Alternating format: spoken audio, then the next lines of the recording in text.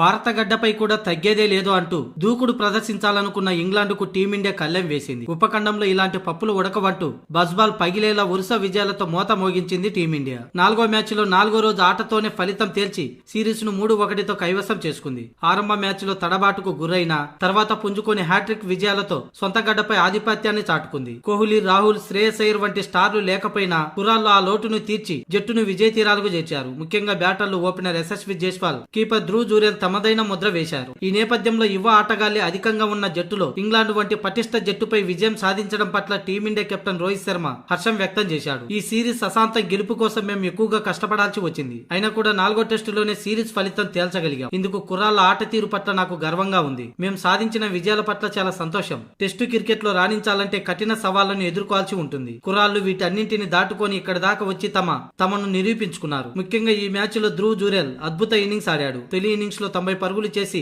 జట్టును ఆదుకున్నాడు. ఇక రెండో ఇన్నింగ్స్ లోనూ మరింత పరిణితితో ఆడాడు. అప్పుడు కూడా కీలక సమయంలో వికెట్లు కోల్పోయాక క్రీజులోకి వచ్చి మ్యాచ్ ని ఫినిష్ చేశాడు. అందుకే అతడు చాలా అద్భుతం అంటూ రోహిత్ శర్మ కొనియాడాడు. మొత్తానికి ఈ సిరీస్ మాత్రం సమిష్టి విజయమని, కీలక ఆటగాళ్లు జట్టుకు దూరమైన ఇలాంటి గెలుపు రుచి చూడడం ఎంతో ఆనందంగా ఉందని రోహిత్ శర్మ పేర్కొన్నాడు.